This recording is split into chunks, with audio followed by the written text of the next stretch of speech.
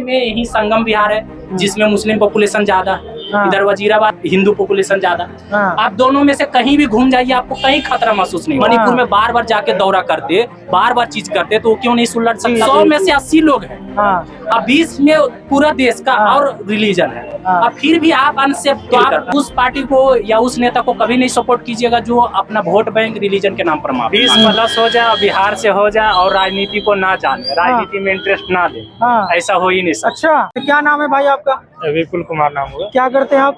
पढ़ाई कर रहे हैं। UPSC, BPSC, SSC? Civil service. Civil service. कहाँ के रहने वाले आप? बिहार से। बिहार में कहाँ से? बिहार में नवादा से। नवादा से आप? चलिए, एक सवाल मैं आपसे पूछ लेता हूँ जो इंटरव्यू में भी शायद पूछा जा सकता है। क्यों आईएएस आईपीएस बनना चाहते हैं? क्योंकि देखिए, पहला नंबर तो बेरोजगारी का मामला है। इससे ज्यादा अपॉर्चुनिटी आपको कोई नहीं दे सकता। हाँ। सिविल सर्विस के अलावा। अच्छा। एक गरीब लड़का जो भी है अपना गांव देहात का, अचानक सिविल सर्विस का तैयारी करके क्वालिफाई करके वो अपने समाज के लिए बहुत सारा अपॉर्चुनिटी मिलता है। इससे वो बहुत चीज कर सकते हैं समाज के लिए, खुद के लिए, परिवार के लिए और समाज के लिए और देश के लिए तो होगा ही। जब समाज होगा, परिवार होगा अच्छे, तो देश भी उसी में इंक्लूड है। अच्छा, आप लक्ष्मीकांत पढ़ते हैं कि कोई और किताब? पॉलिटी में पढ़ना है, मैं सही हूँ? नहीं, हाँ। आप सही हैं। हाँ। लगभग लड़के उसी को। हाँ, चलिए, हो सकता है आप कुछ और पढ़ते हो। मैं पॉलिटिक्स पे आना चाह रहा हूँ, इसलिए आपको पूछ रहा हूँ। इंटरेस्ट है पॉलिटिक्स में? जी। कैसे देखते हैं भारतीय राजनीति को, कैसे देखते हैं? देखिए, 20+ हो जाए, बिहार से हो जाए और राजनीति को ना जाने, राजनीति में इंटरेस्ट ना ले, ऐसा हो ही नहीं सकता। अच्छा। और दोनों विरोधाभासी चीजें। अच्छा। इसलिए राजनीति में इंटरेस्ट ले होना स्वाभाविक है। जब बिहार से हैं, पढ़ रहे हैं, पढ़े लिखे हैं। राजनेता बनने का है क्या आगे चल के? कुछ ऐसा नहीं। देखिए, ऐसा तो कोई इरादा शुरू से लेके नहीं चलता है कोई भी लड़का, और खास करके सिविल सर्विस। आपसे पूछ रहे हैं। लेकिन मेरा भी वही इरादा है। अभी कोई तो इरादा नहीं है, लेकिन अगर आप कोई सिविल सर्विस है, अगर उसमें अपॉर्चुनिटी कम मिल रहा है, नहीं सेवा करने का मौका दिया जा रहा है, अगर राजनीति में आने के बाद आपको ज्यादा अपॉर्चुनिटी मिल रही है, तो लोग एक अच्छे समझदार व्यक्ति क्यों नहीं प्रीफर करेगा राजनीति? अच्छा, बिल्कुल, वो सोचने वाली बात है। जिसमें आपको देश लेवल पर काम करना और एक जिला लेवल पर अधिकारी के रूप में काम करना, दोनों अंतर होती है। पूरा सही तरह से। जी, बोल इसलिए स्वाभाविक है इसमें। हमने पूछा था आपसे सवाल कि आप राजनीति को कैसे देखते हैं। आपने बिहार पे बात लाया था, अब बताइए कैसे देखते हैं भारत की राजनीति को? देखिए, कोई भी राजनीतिक आप इंडिया को ले लीजिए, चाहे विदेश से ले लीजिए, सब भारत पे ही रहते हैं। एक स्ट्रगल से गुजरती है। वो दौर चल रहा है बहुत। आप देखे होंगे कि 1977 से जो राजनीति चल रही थी, अब आज कैसे कैसे प्रोग्रेस कर रही है, वो सब हर देश में, डेवलपिंग कंट्री में इस दौर से गुजरता है। आप जैसे पाकिस्तान से ले लीजिए, चाहे और देश, ये सब फेज से गुजर रहा है। इंडिया उस सब देशों से काफी प्रोग्रेस कर रहा है। यहाँ सोसाइटी भी काफी लोग काफी तेजी से गुजर रहा है। तो आप आज जो पॉलिटिक्स का आज जो एजेंडा है, कल आज आने वाले दिनों में चेंज हो जाए। जब पढ़ाई स्टार्ट किया था, जब मैं पहले, तो मैं रीजनल लेवल लोगों से प्रभावित था, रीजनल पार्टी से, अपना जात से और कास्ट से। फिर जब आगे मैं बढ़ा, उसके बाद और नॉलेज हुआ, तो मैं कुछ पार्टी हैं जो रिलीजन लेवल पर अपना प्रोपेगेंडा फैलाते हैं, रिलीजन को प्रोटेक्ट, तो मैं उससे ज्यादा प्रभावित हुआ। लेकिन और आगे जब पढ़िएगा, उससे ज्यादा देश लेवल पर सोचिएगा, तो आप उस पार्टी को या उस नेता को कभी नहीं सपोर्ट कीजिएगा जो अपना वोट बैंक रिलीजन के नाम पर मांगे और हर चीज को सेकेंडरी मानते हैं। कि जैसे बीजेपी है, बीजेपी भी विकास की बात करता है, लेकिन आप कोई भी पार्टी को देखिए कि वो दूसरे विकास को कौन सा लेवल पे रखा है। कोई ऐसा पार्टी है जो विकास को, रोजगार को पहला लेवल पर रखता है, और कोई ऐसा पार्टी है जो सेकेंडरी लेवल पर, टर्सरी लेवल पर रखता है। तो आप किसको प्रीफर करते हैं, ये आपका सोच है। आप मान के चलिए 100 व्यक्ति हैं, 80 लोग उसमें हिंदू, और इंडिया लेवल पर लगभग 14%, अब 20% हो गया होगा। ये अभी नया आंकड़ा नहीं है, अनुमान का था।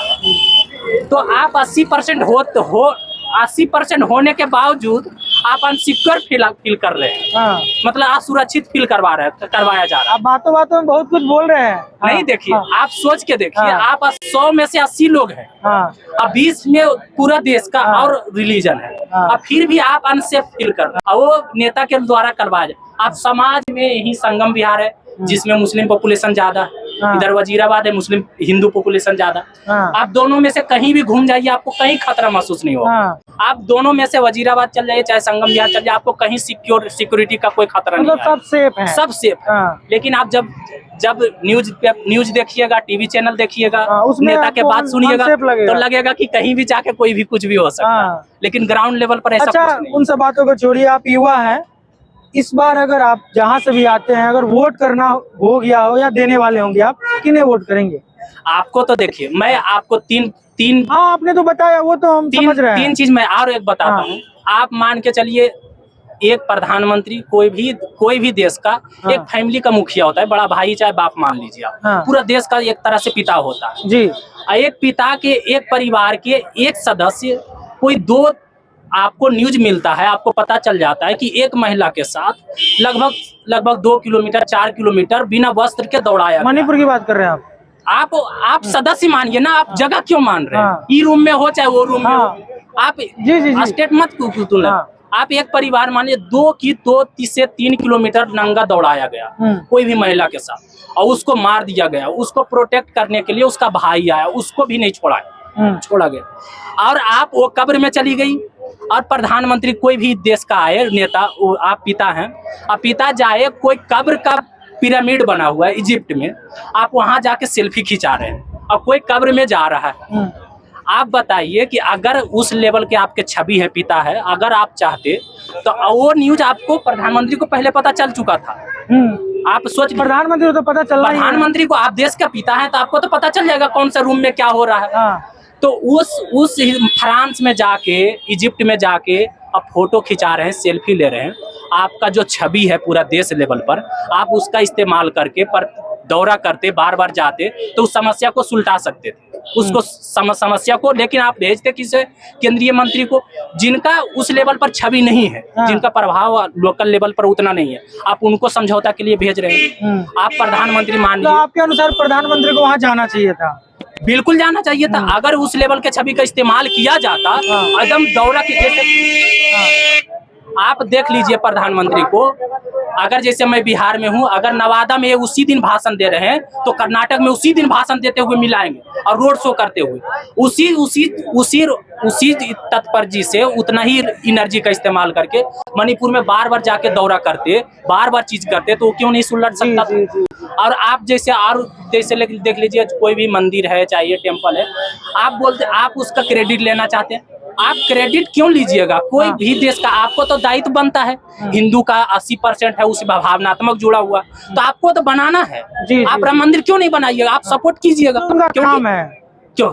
बिल्कुल, वो काम है। और श्री राम के कोई भी रिलीजन, और उसमें आप क्रेडिट क्यों लेना चाहते हैं? क्रेडिट लेना तो गलत बात है ना। आप भगवान के, किसी के आस्था से खेल के आप क्रेडिट लेना चाहते हैं, ये तो गलत बात है। रिलीजन को स्वतंत्र रहने दीजिए और अपना दूसरा एजेंडा लीजिए और एक नंबर पर डेवलपमेंट को रखिए। आज बेरोजगार का, आप अनएम्प्लॉयमेंट सर्वे हुआ था, उसका डाटा कभी सर्वे हो के आ चुका है, लेकिन अभी तक रिलीज नहीं किया गया है। अगर रिलीज होता तो उससे पता चलता कि कौन लोग, कितना रोजगार है, कितना कौन सा क्षेत्र में है, कितना किस लेवल से बढ़ रहा है, किस घट रहा है, वो लेवल पर पता चलता। लेकिन वो भी रिलीज नहीं किया गया। तो ओवरऑल ये कहना है कि मान के चलिए कोई भी सरकार आए तो मेरा मानना है कि जो भी दो, लेकिन मेजोरिटी के साथ दो। उसका अपना, जैसे इंडिया ब्लॉक है तो उसका अपना कमजोरी है, लेकिन कमजोरी रहने का उसका अलग होता है। अब बीजेपी है तो उसका अपना कमजोरी है दोनों। लेकिन ये देखिए कि आज इंडिया लेवल पर सबसे ज्यादा, मतलब ऐसे देखा जाता है, मान के चलिए आप चोरी किए तो मतलब कि आप एक अमीर व्यक्ति को 10 रुपया लिए और एक गरीब है उससे 10 रुपया लिए।